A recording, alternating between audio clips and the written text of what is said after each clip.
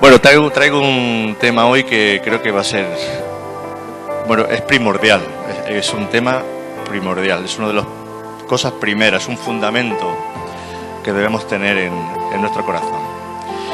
Vamos a 1 de Timoteo 2, del 1 al 4. 1 de Timoteo 2, del 1 al 4. Y dice el apóstol Pablo aquí, le habla a su discípulo, a Timoteo, a su hijo adoptivo, ya que Pablo no estaba casado y cogió a Timoteo, lo tuvo como hijo suyo.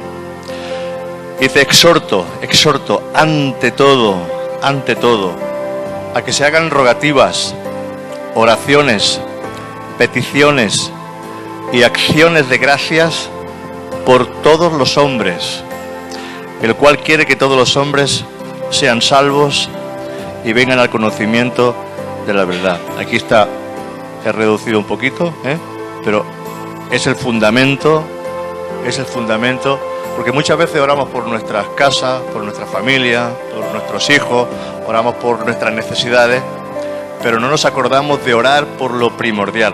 La palabra griega para principio, es protón, que significa algo de mucha importancia, algo que tiene que ir en primer lugar, como algo prioritario, en orden de importancia. O sea que Pablo le exhorta a su hijo Timoteo de que se ore por todos los hombres, que se ore por todos para que sean salvos. Amén. Entonces, si nosotros no oramos por la gente, el velo que hay en las personas no cae. Nosotros podemos predicar mucho, hablar mucho, evangelizar mucho y no va a servir de nada, porque es como si tú quieres hablarle a algún ciego y quieres explicarle cómo es una montaña, cómo es el sol, cómo son las nubes, cómo son los colores, no va a entender. Entonces primero tiene que caer el velo que hay en el corazón. Nuestro corazón como cristiano tiene que estar muy cercano a aquellos que no conocen al Señor. Tenemos que ser cercanos a los que no conocen a Cristo. Tenemos que verlos como perdidos, como extraviados, como hombres y mujeres que están condenados en la oscuridad. Y la compasión por ellos nos ha de motivar a orar por ellos y tener siempre el deseo de compartir la palabra de Dios. ¿Amén? Tiene que estar en nuestro corazón siempre ese anhelo, ese deseo, y ver a la gente, ya no verlas como... No. Porque a veces dejamos lo prioritario para el final y muchas veces ni hablamos ni compartimos la palabra. Hay mucha gente que tiene mucha necesidad. Hay gente que está hundida en el barro. Gente que está pidiendo auxilio a gritos. Gente que nosotros no conocemos, no entendemos, pero están prisioneros. La palabra de Dios dice que Él vino a libertar a los cautivos. Que Él vino a libertar a los que estaban cautivos, prisioneros del diablo. Entonces, todo aquel que no conoce a Cristo, el Señor dice que es esclavo del pecado. Y el esclavo no puede, no tiene las mismas condiciones que el hijo, ¿verdad? Vamos a 2 de Corintios 4:4. 2 de Corintios 4:4 para que lo veamos más claro en este versículo que nos va a mostrar aquí el apóstol Pablo también. Dice, en los cuales el Dios, fijaros que Dios lo pone con minúscula, el Dios de este mundo ha cegado el entendimiento, o sea, la mente, ha cegado el entendimiento, la mente de los incrédulos para que no vean el resplandor del Evangelio de la gloria de Cristo, que es la imagen de Dios. O sea que los tiene ciegos, los tiene que aunque tú les hables, aunque tú les muestres, si no cae ese velo, si no se rompe esa coraza, es imposible que la persona pueda conocer al Señor. Amén. Ellos no entienden, ellos son como pájaros que han sido enjaulados, han estado siempre encerrados y no conocen la libertad, no conocen la libertad. Se creen libres, pero están atados y encerrados en prisiones de maldad. Son esclavos de Satanás, como dice la Escritura. Son esclavos del diablo, esclavos de Satanás. Juan 8, 24, 36, aquí nos lo dice Jesús. Juan 8, 24, 36, dice, Jesús les dijo, o les respondió, de cierto os digo, que todo aquel que hace pecado, esclavo es del pecado. Y el esclavo no queda en la casa para siempre, el Hijo sí queda para siempre. Así que si el Hijo os libertare, seréis verdaderamente libres. Ellos necesitan, como nosotros un día fuimos libres, ellos necesitan también ser libres. El libro de Efesios nos dice que están muertos en delitos y pecados. Muertos para Dios. Espiritualmente ellos están desarraigados, están desconectados. Ellos no están conectados con Dios, no entienden, no comprenden. Ellos simplemente muchas veces han cogido una religión, pero la religión no es el camino. El camino es Cristo. El camino no es la religión. La gente, a través de la religión, intentan calmar sus conciencias. Ellos intentan y dicen, bueno, si yo me porto bien, si yo no le hago daño a nadie, si yo no robo y no mato y no adultero, pero se están comparando con otras personas. Entonces, cuando tú te comparas con otra persona, tú te crees bueno siempre, porque dices, hay más malos que yo, pero uno no puede compararse con nadie. Simplemente tienes que aprender a reconocer que por ti mismo no puedes, que no podemos por nosotros solos. Es que no podemos. Nosotros queremos ser libres, pero ¿quién puede ser libre sin el poder del Espíritu Santo? Nosotros muchas veces queremos tener la voluntad para salir de según qué cosa y romper según qué cadenas, pero no podemos. A veces intentamos o hemos intentado, quizás ahora no nos ha pasado, pero quizás nos pasó en un tiempo, o quizás alguno todavía lo está llevando. Intenta salir de un problema, intenta salir del tabaco, del alcohol, intenta salir de cosas que están atados. Y pones toda tu voluntad, y quizás puedes estar una semana, 2 semanas, pero llega un momento en que te vence, porque no está el poder del Espíritu Santo en tu vida. Por eso es importante que tiene que estar en nosotros el Espíritu Santo. Es el Espíritu el que vence, no somos nosotros, es Dios, para que toda la gloria se la lleve el Señor. Porque el mundo también, a través de su voluntad, puede hacer muchas cosas, pero la gloria se la lleva el hombre. Pero cuando es el Espíritu Santo, la gloria se la lleva el Señor. Amén. Y Dios tiene que ser glorificado en todo. Lucas 19:10, Jesús dice que había venido a buscar y a salvar lo que se había perdido. Dice, porque el Hijo del Hombre vino a buscar y a salvar lo que se había perdido. Es como un niño que se ha extraviado de sus padres y no sabe encontrar el camino. Es como un excursionista que se ha perdido en la montaña. Está perdido, no sabe por dónde voy, a la derecha, a la izquierda, no sabe. Así mucha gente está perdida, no encuentra el camino. Ahora, la Iglesia tiene que estar orando por todas estas personas para que podamos realmente llegar hasta ellos. Nosotros si nos planteamos orar por una barriada, nos planteamos orar porque a veces queremos orar por toda España, pero España es muy grande, hay muchísima gente en España, somos casi 48 millones.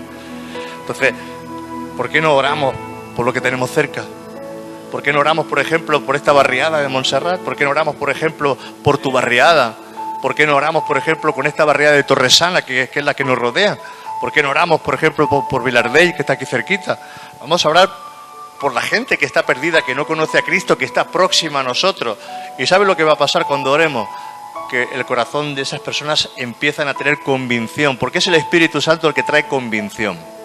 Es el Espíritu. Él dice que cuando Él venga traería convicción de pecado al mundo, a la gente, a los que no conocen al Señor.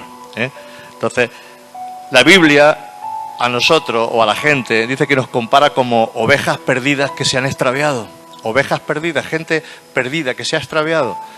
Y tenemos que verlo así. Lo importante es que cuando una persona tiene un problema, una necesidad, reconozca que tiene un problema y reconozca que tiene una necesidad. Eso es importantísimo.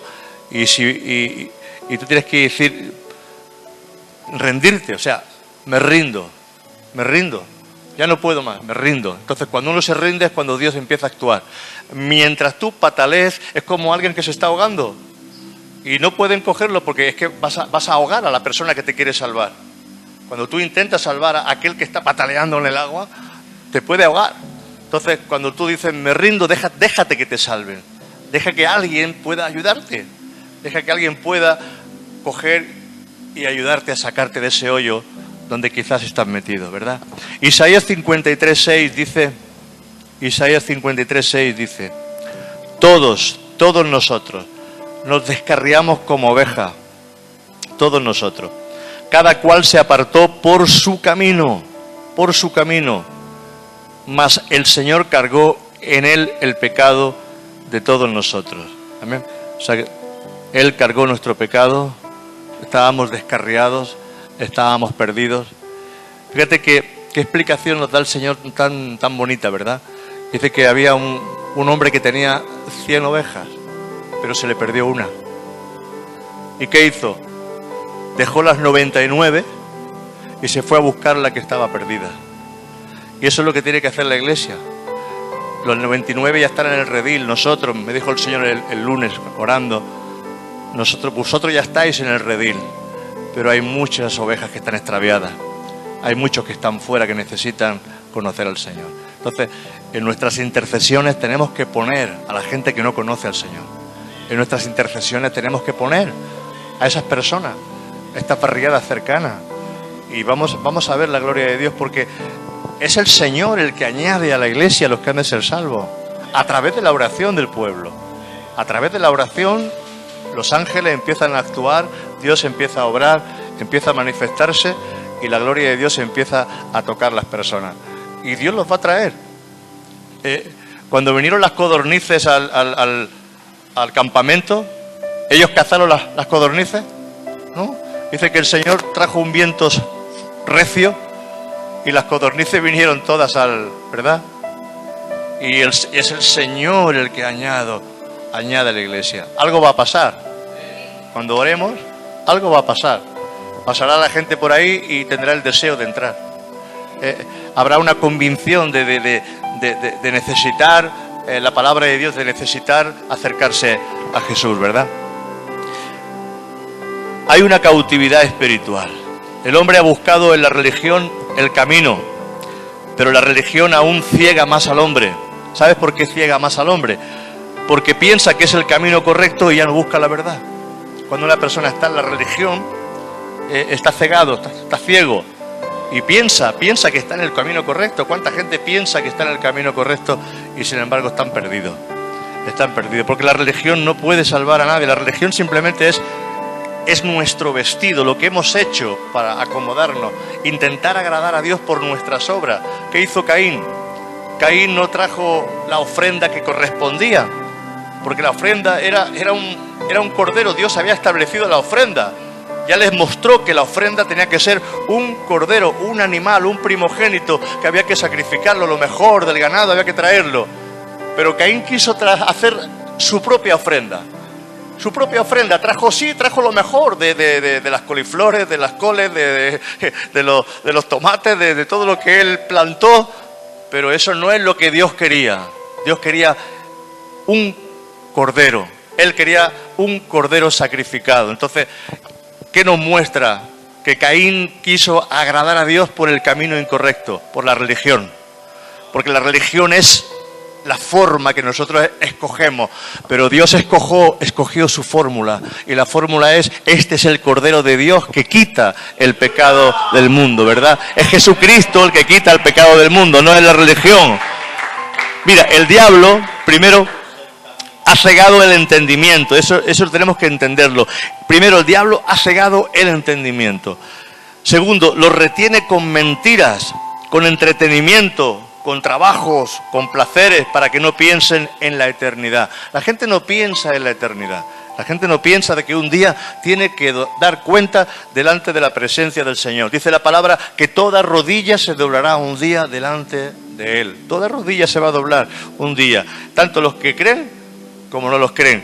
Y luego Dios dice que va a pesar las obras también. Las obras para el creyente son recompensas, para el no creyente va a influir a ver si entra o no entra, ya veremos. Eso es algo que Dios tiene en su mente. Para el que no ha conocido la verdad, o para el que no se le ha predicado el Evangelio, pero el que rechaza el Evangelio, ese no tiene ya escapatoria, porque el Evangelio es la puerta de salvación.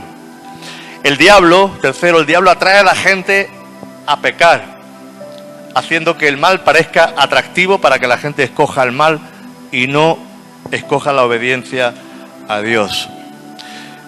Cuarto, el diablo puede infligir enfermedades y tratar de usar los problemas físicos para hacer que la gente maldiga a Dios.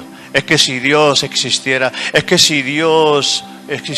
¿por qué estoy pasando por este problema? ¿Por qué estoy pasando por esta enfermedad? ¿Por qué los niños se mueren de hambre? ¿Por qué pasa ese terremoto? ¿Por qué pasa esa desgracia? ¿Por qué? Hermano, eso no es la culpa de Dios. Dios ha dejado todo esto muy bien arreglado y es el hombre el que tiene que... Luego cuando nos damos cuenta, el incendio de Londres, ahora dicen, porque murieron 70 personas en un incendio que se propagó rápidamente, ahora en el juicio dicen, el problema ha sido nuestro, por los materiales, por no acudir rápidamente, por no tener un... O sea que le echamos las culpas a Dios y al final las culpas son nuestras, porque hacemos las cosas mal. Hacemos las cosas mal. Cuando se hacen las cosas mal, ¿quién tiene la culpa? ¿Dios o nosotros? La tenemos nosotros siempre. ¿Amén? Dios lo creó todo bueno y lo creó todo perfecto. Nosotros hemos ido corrompiendo las cosas y el pecado ha corrompido las cosas. Las consecuencias del engaño. Vamos a ver las consecuencias del engaño.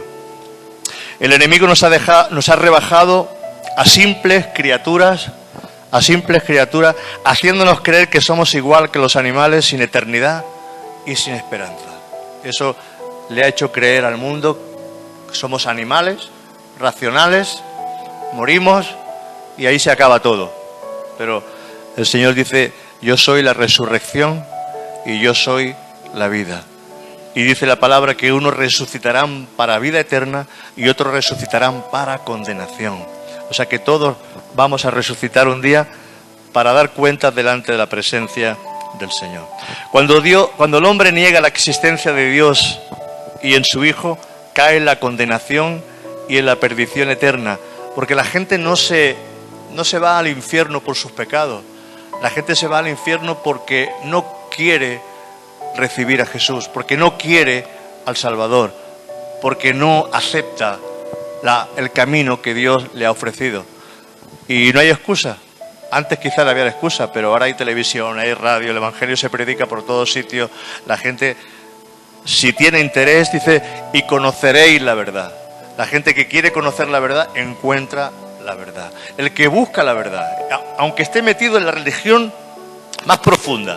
Hay gente que está metido en el Islam, gente que está metido en el budismo, gente que está metido en cualquier religión, catolicismo, cualquier religión. Pero si busca la verdad, el Señor le va a mostrar la verdad. Porque lo importante es, Señor, yo quiero que me muestres la verdad. Entonces tenemos que acudir a lo que Él ha dejado escrito en su palabra. Amén. Juan 3:18 dice, Juan 3:18,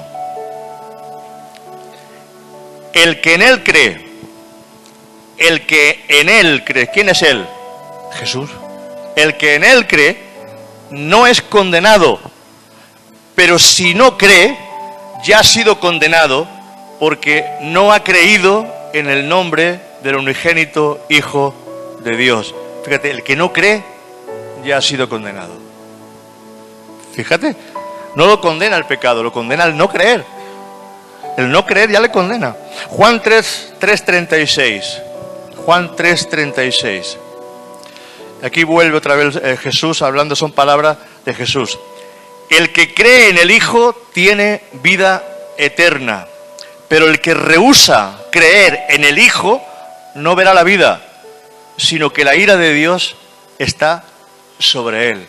El que rehúsa, el que no quiere, a mí déjame tranquilo, yo no quiero saber nada. Esto son tonterías. A mí no me hable de estas cosas. Yo soy ateo. Yo soy agnóstico. Bueno, como uno me dijo una vez en la calle. Yo soy ateo. Digo, encantado, yo soy Luis. Tú serás lo que tú quieras. Yo soy Luis. Juan 6:39 y 40. Juan 6:39 y 40. Dice, y esta es la voluntad del Padre. Esta es la voluntad del Padre.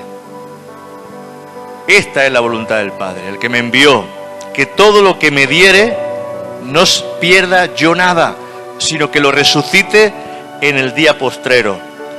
Y esta es la voluntad del que me ha enviado, que todo aquel que ve al Hijo y cree en Él tenga vida eterna, y yo le resucitaré en el día postrero. ¿Hay palabras más poderosas que estas? ¿Hay palabras con más promesa, con más fuerza que esta?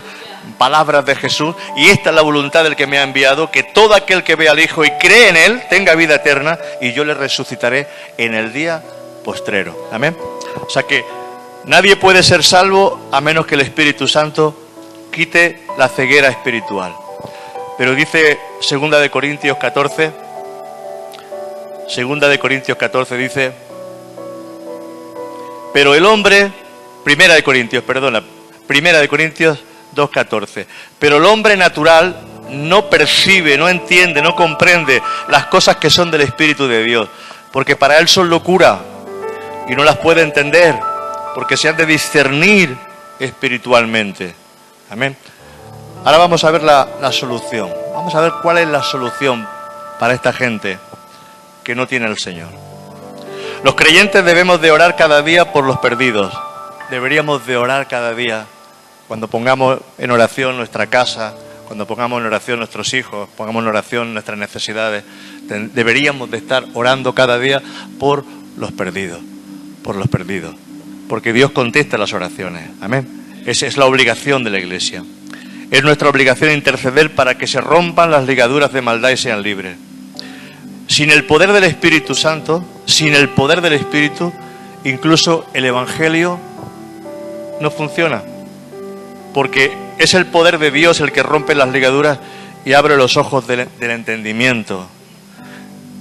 Fijaros, a veces la gente está en las iglesias, pero si no está el poder del Espíritu Santo, la gente sigue ciega.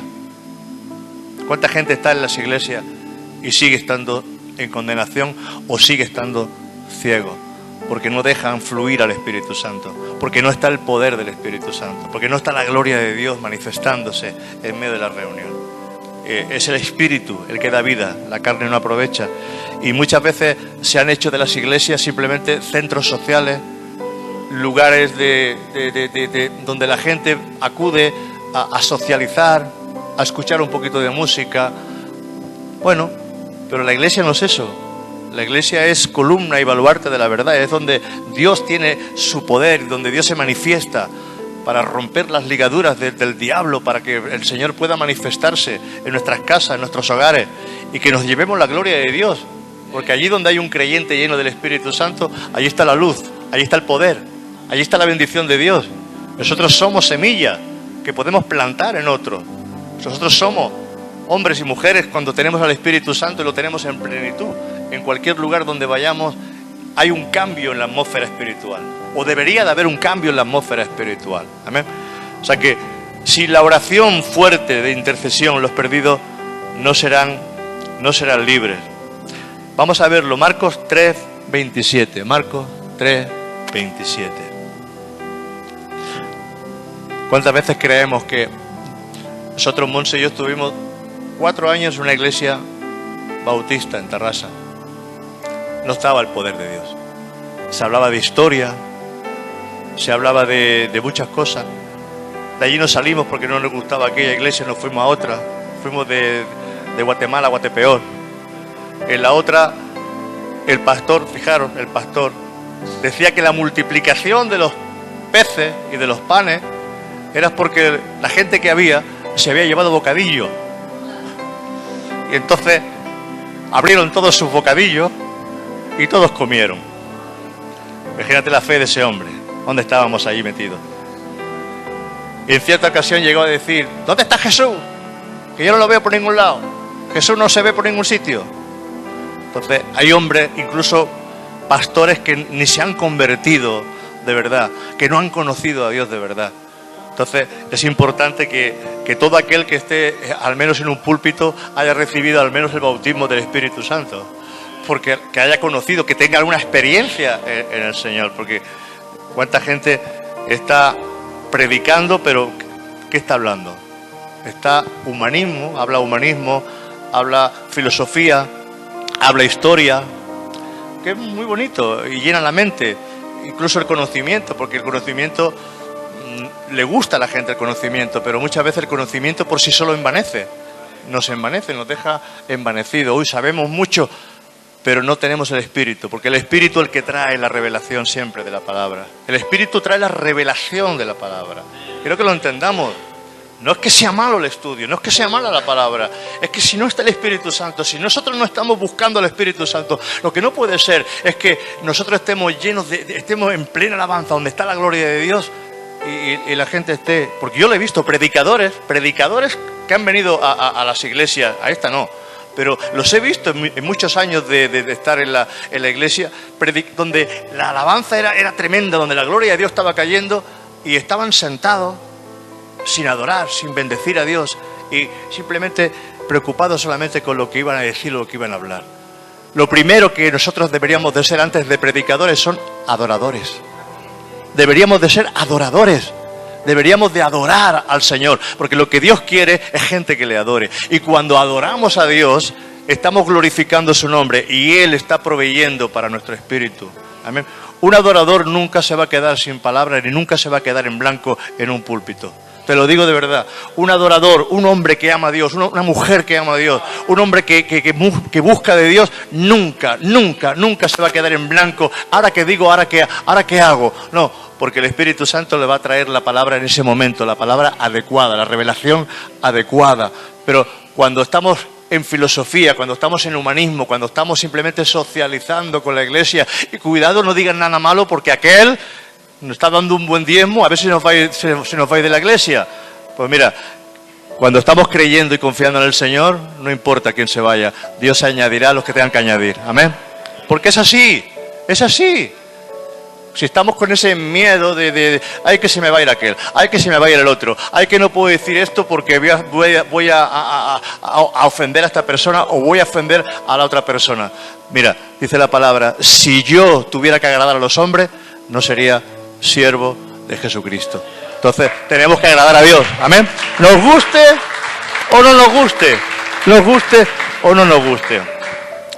Dice Marcos 3:27, ninguno, dilo conmigo, ninguno puede entrar en la casa de un hombre fuerte y saquear sus bienes si antes no le ata, y entonces podrá saquear su casa. Hay que atar al hombre fuerte. Hay que romper las ligaduras, hay que estar luchando, peleando esa batalla de fe y en el nombre de Jesús. ¿Qué significa atar? Romper, quitar esas cadenas que envuelven el corazón, quitar los velos que envuelven el corazón de las personas. Mira, dice, veamos el testimonio de conversión de uno de los predicadores más grandes de todos los tiempos, Charles Spurgeon. ¿Quién conoce Spurgeon? ¿Habéis oído hablar de Spurgeon? Los que leéis, sabéis quién es. Se le llama el príncipe de los predicadores. Un predicador inglés que ahí tiene un montón de libros y se dice que es uno de los mejores predicadores que hubo jamás. Después de Pablo, por supuesto, y después de Jesús. Eso ya por descontado. Dice Charles Spurgeon, confieso que fui instruido en la piedad arrullado con canciones de Jesús y puesto en la cuna por mano santa. Continuamente había escuchado del Evangelio. Sin embargo, cuando la palabra de Dios llegó a mí con poder, fue algo tan nuevo como si yo hubiera vivido entre las tribus perdidas del África. ¿Qué significa eso? Que hay mucha gente que se ha criado en las iglesias y no han recibido, no han conocido, no se han despertado todavía al Evangelio y al poder de Dios. Tenemos que orar, porque hay mucha gente en las iglesias que aún no se han convertido o no han encontrado a Jesús realmente, no han tenido una experiencia real con el Señor. Por eso es muy importante, porque el Padre tiene que revelar al Hijo en el corazón. El Padre tiene que revelar al Hijo en el corazón. Esto es por revelación. El Hijo tiene que ser revelado en el corazón. Entonces, cuando el Hijo es revelado en el corazón, ya no hay duda. Ya no hay duda. Porque Dios ha formado la imagen de su Hijo dentro de nosotros. Nos ha quebrantado, nos ha roto, ha traído su presencia en nosotros. Ya no queda ningún lugar a duda. Ya sabes que no estás en la religión, sabes que estás en el camino, sabes que estás con Él. Amén. Por eso tenemos que mirar que muchas veces pensamos que estamos, pero tenemos que decirle, Señor, si todavía no te conozco, yo quiero que te manifiestes a mi vida.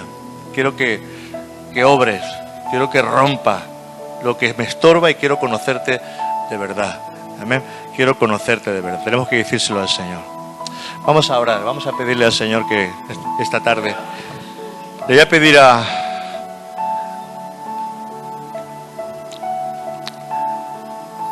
no me acuerdo cómo te llamas, venido nuevo, ¿cómo te llamas? Quiero que venga, quiero hablar por ti. Ven, Ángel, ven.